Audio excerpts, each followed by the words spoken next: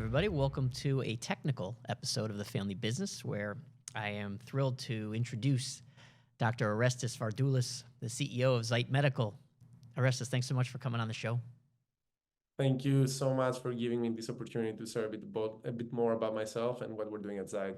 Yeah, I've had some sensational conversations with Orestis, so I think you're all are in for a bit of a personality with a significant amount of intellect behind it. So it's probably best to start with just a quick snapshot of what Zeit is, the technology. I know you love to talk about it, so try to put it into like a 1 minute picture, and then we're going to expand heavily on it, but give people at least an idea of what we're talking about. Yeah, Zeit started from our experience during Stanford Biodesign Fellowship, actually, Matt. Me and my co-founder, Urs Neighbor, we spent quite some time with a variety of patients who have experienced firsthand the problem of delayed presentation after a stroke or a TIA. And what we realized is that there was a real need to enable immediate stroke detection as early as possible. We saw that the biggest problem is pre-911 alerting patients when they're asleep, when they're alone, and many times even when they're inside the hospital. Unfortunately, they get the symptoms and nobody picks them up early. So we're building technology to make sure they get fast access to thrombolysis and thrombectomy. I mean, it's one of the truisms in this medical industry is that every second is life with your brain and with each patient. And that's what I thought was the more intriguing part of speaking to you is how even in the hospital that there are sometimes either they just don't detect it or they're just not in the room at the time. I mean, how can they be in every room every day, every time for each patient? It's not physically possible. That is correct. There is published data around this problem, but we've seen it firsthand in the clinical studies we're doing right now. For example, in Greece, very recently, we were able to record data of multiple transient ischemias in a patient with severely stenosis carotids, only to realize that in the end, caretakers realized it hours later that these multiple events were happening. So going back to your initial question, yes, your initial point, yes, every second counts. But what we know for a fact is that there is this early period called the golden hour. If you can get patients to treatment, triage them and treat them very quickly within that first couple of hours, you can have very big impact on the outcomes, which unfortunately are not great right now. So you've come such a long way from Greece, and I think your personal story ties in so well to the creation of the company. And I'll let you tell it, but I sat back as I was listening to you, and I kind of got lost in the fact that I was having a conversation because I was just listening. So if you could give us a bit of an idea of how this all came about, because I know prior to Stanford you had a life event that something happened that prompted you to get into this. So if you could take a minute, give people a bit of an idea of how this all came to be. I mean, there's actually two events in the family medical history that really forced me to look into the space of early alerting. As we've discussed in the past, I've been working on the intersection of medicine and engineering the last 10, 15 years, also during my PhD. I'm an engineer by training, mechanical engineer, but very early in life, I experienced the loss of a person very close to me, my uncle, who was like a father figure. And it was through a completely unexpected heart attack. That really kind of forced me to realize that there has to be ways to identify how disease progresses, and in the event of catastrophic events like this one, have some sort of early alert. Later in life, and close to when we had started the company already, I experienced another event. My own mother had a very severe hypotensive event at home, practically just passed out of nowhere, which resulted in a severe injury. And she ended up spending multiple hours alone at home, not being able to communicate with the outside world and alerting someone. This is what definitely reinforced the feeling of having to provide for patients who are affected by these type of events. And stroke is the best possible example of how we can have an impact. It's amazing how many times around the world that events happen to people and they don't do anything about it. They're sad, they're frustrated, they're angry, but there's not much action. And I found that some of the companies that we've worked with, the ones that are building up steadily because the focus and the intensity is so high, it's because something personal is driving them. It's not just, I want to make a lot of money, I want to build a company, I want to help patients. It's no, something happened to me in my life that changed the way that I look at the world. And it's amazing. Now, how is your mother doing now? She's recovering very, very well. She has started driving again, Wow. and I can't wait to fly back to Greece again soon and spend some time here. Yeah, so how do you make it from Greece to the Stanford Biodesign program, which I'm an enormous fan of, but I'm curious, how did you find them or how did they find you? It's a windy road, to say the least. As I said, my background is mechanical engineering. My dream was to become an jet propulsion engineer, to simplify it at least. After that event that I mentioned, I really started diving more into applying engineering principles into medicine. I ended up doing my PhD in biotechnology and bioengineering with a particular focus on cardiovascular health. I found myself in the Bay Area back in 2016, shortly after having received a grant from the Swiss National Science Foundation. This is where I had conducted my PhD at EPFL in Lausanne. And after spending almost 2 years with a very prolific lab at Stanford, led by Professor Zinan Bao, a lot of work there around flexible electronics and their application in health monitoring, I found myself in a position of wanting to find out more about how to practically translate some of the benchtop research, the research ideas into actual products that can have an impact. I was very lucky back then at one event. I got introduced to a biodesign fellow who practically explained to me all the benefits of going through the program. And I immediately applied, and I consider myself very fortunate to having gone through the process and having been exposed to the amazing network of people there. Yeah, it is one of the more extraordinary alumni that I've ever been around, and everybody I speak to, it's the same feeling of how did they get all these people in one program? And it's, I mean, from what I've heard, it's obviously very difficult to get accepted, and the workload is certainly not easy, but the result seems to be consistently amazing. What is it like from an alumni standpoint? Do you all stay in touch? Do you have a big group text? Like, how does everybody stay in touch? There is actually an app, and I have to give kudos to the leadership team of the Stanford Biodesign Alumni Association. There are multiple ways of staying connected. There is a lot of events that are organized both by the alumni and Biodesign itself. There's a lot of opportunities also to give back to the community. This coming quarter, I will be co-teaching a class, the master's class on biodesign, support some of the teams there. So it is definitely a well-knit community of people and very supportive of each other. I think Paul York and now Josh Makar are doing a great job in fostering this collaboration spirit there. Yeah, Josh is... Sometimes I wonder if there's more than one Josh. Because every time I look at pictures, he's omnipresent, right? Huh? He's omnipresent. Yeah, I think so. He has this, or he has like a transporter like in Star Trek or something, but he seems to be everywhere all at once. And then you see him on stage playing guitar in the middle of all of his travels. He's just an amazing human being. And what's amazing about him to me is that he is kind. He has always made time. Every time I call him or email or text him, he responds. It's extraordinary. It's very uncommon that somebody that busy, that well regarded, always finds time to respond. Maybe that's partly why he is that, because that's who he is.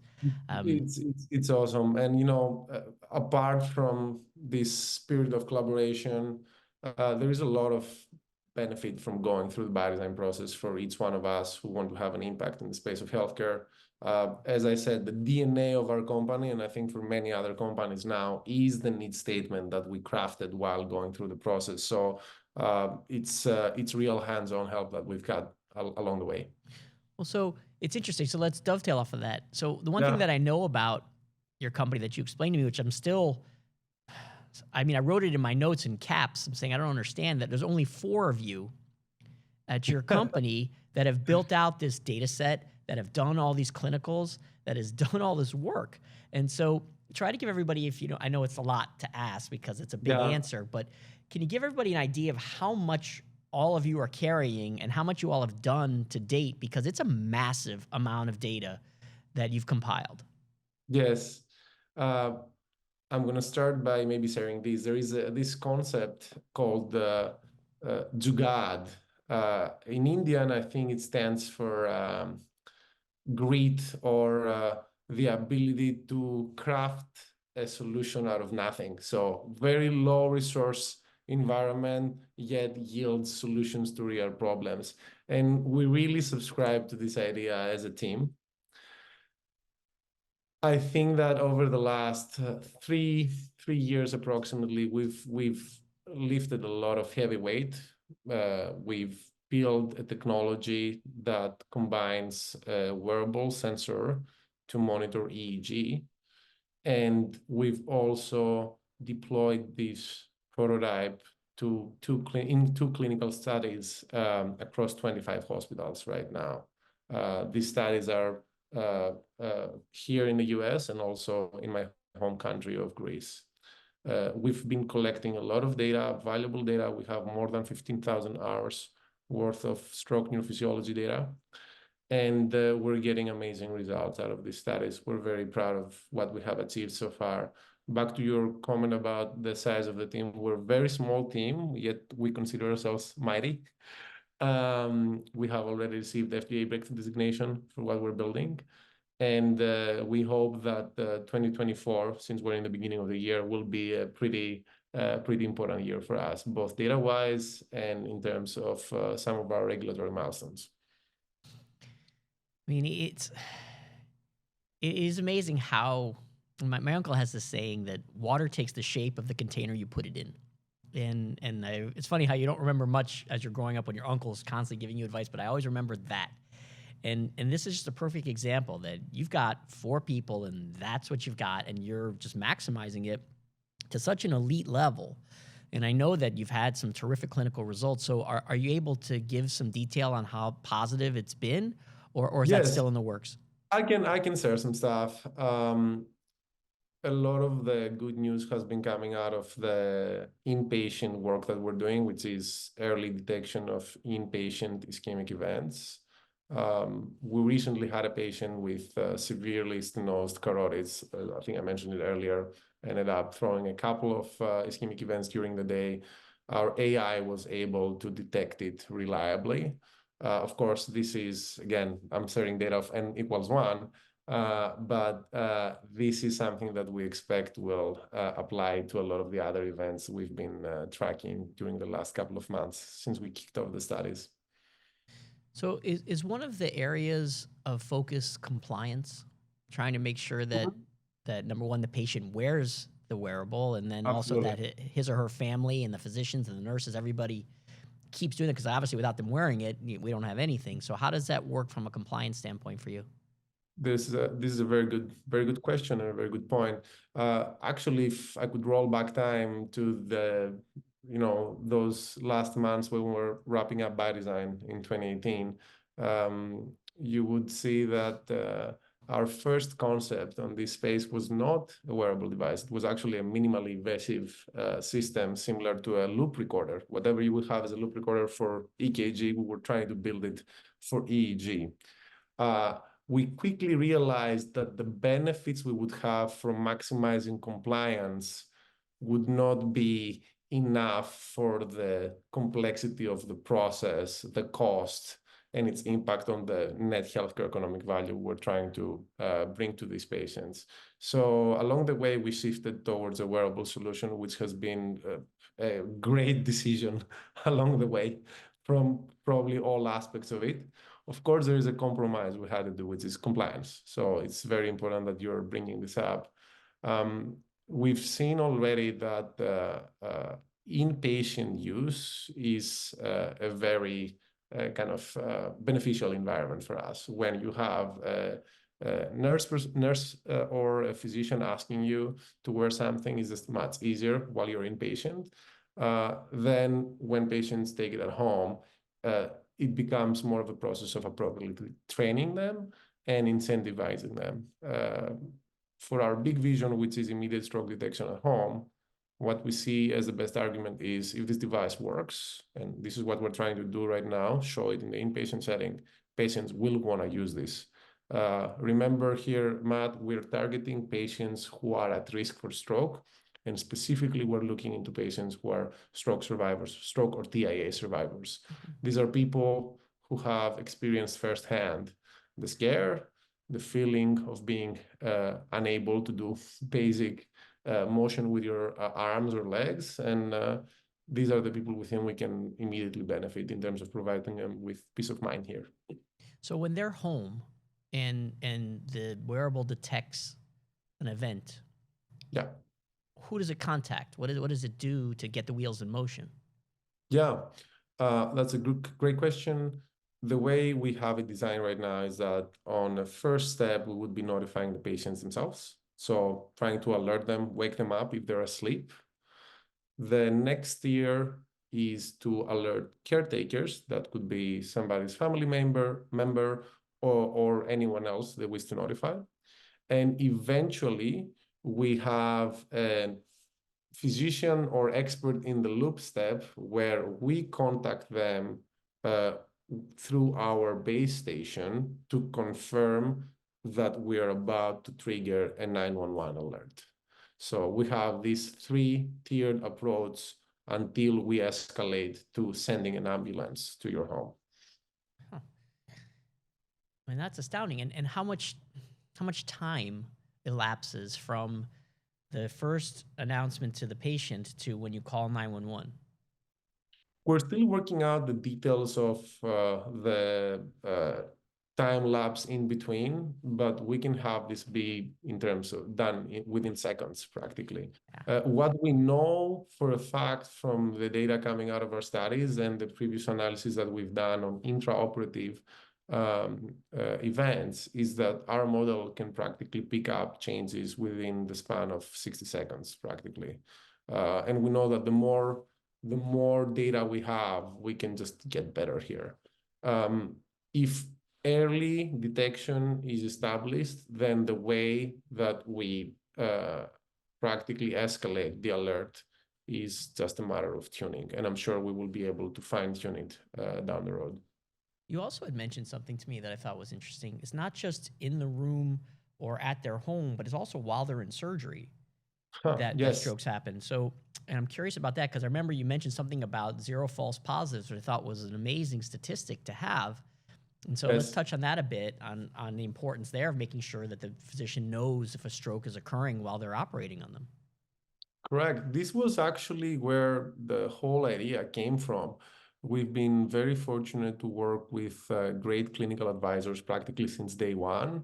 I'm just gonna name a few. Sure. Professor Jaime Lopez, who's is a professor of neurology at Stanford and the director of intraoperative neuromonitoring.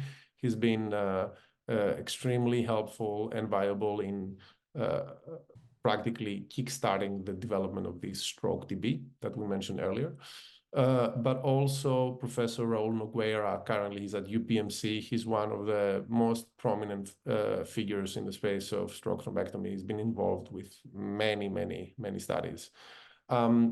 We've been working a lot with Professor Lopez out of Stanford to assess the applicability of the AI that we're building directly back into the OR, because again, that model was initially built on intraoperative ischemic events. So we feel confident that we can have a big impact there too. Currently, you need a trained neurophysiologist to look at these data, visually inspect them in order to understand whether changes that align with the presence of ischemia pop up in the EEG. We can automate this process and practically assist these physicians in further, accomplishing their job, which is miss no events, be very good at doing it.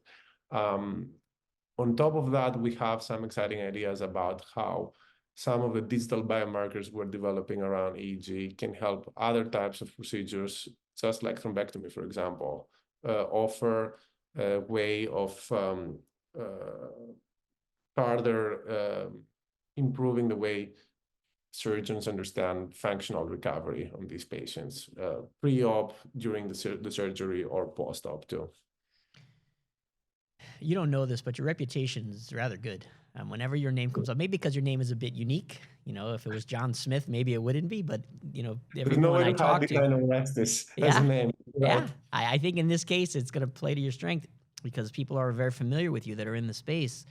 One of the pieces in our prior conversation that I thought was fascinating was your thoughts about the further implications of the data set you're building and what else you can do with it, in addition to all the other work and impact you're going to have. So if you can touch base on that, I'm curious what your thoughts are on what else can be done with all of this data that you're putting together. Yeah, so there is, for a start, there's a lot of adjacent indications that we might consider down the road, but for the time being, I think there is a direct value add in using this unique long-term EEG neurophysiology data set that we're building to potentially guide rehabilitation for these patients. Keep in mind that we do record data over the span of multiple days. For some of them, it's even months. And that can offer a very interesting insight into neuroplasticity and how the brain recovers over time after such a catastrophic event like a stroke. That is number one. And of course, we're looking into potentially leveraging what we're building to also offer some type of point of care assessment for some of these patients.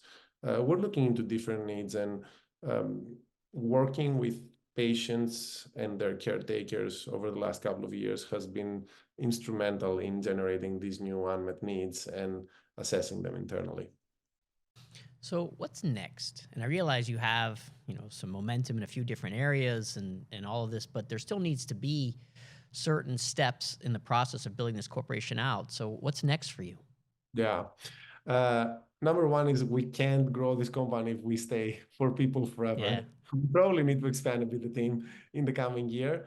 And right now we are in the process of putting together the necessary resources, both in terms of hands-on support and capital in order to complete some of the clinical and regulatory milestones that I mentioned. It's an active process right now.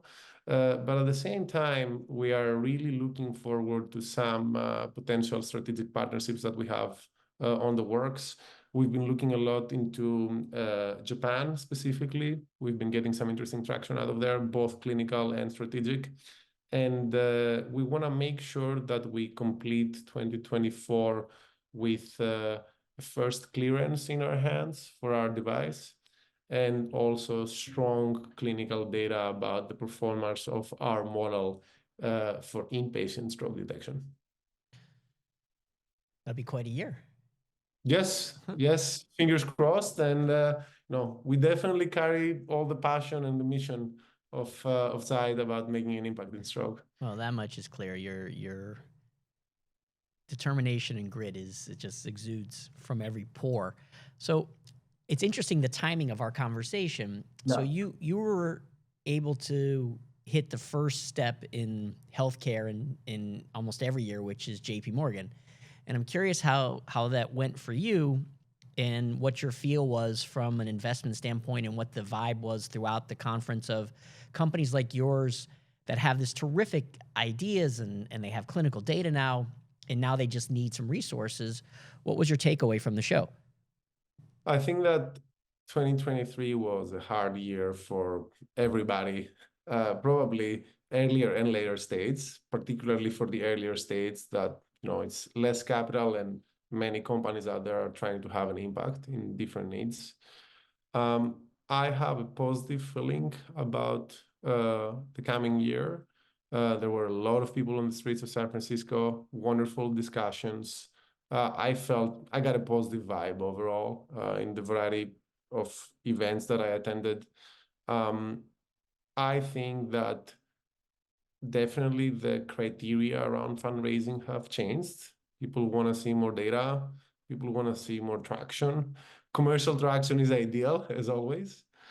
And I believe there's going to be a shift towards um, helping earlier stage companies get over this valley of death during 2024. So companies have built good technologies, they have deployed it, and now it's just a matter of like getting some extra support to collect the necessary data. I think I have a positive feeling, but again, that's my perspective here, Matt. So, what are some of the creative ways you've heard or you've done yourself that people have had to use to say, okay, well, I don't have the capital to do this, but I have to do it. And so, is Yeah. it grants? Is it going internationally with your investment Yeah. search? Is like, what are some of the things you've done or heard that people have done? And you're like, huh, that's really creative. I hadn't thought of that. Mm-hmm. There's a lot of options there. Of course, it depends on the company, the target they're going after. But for us, I think it was extremely beneficial expanding our search for clinical partners outside of the US.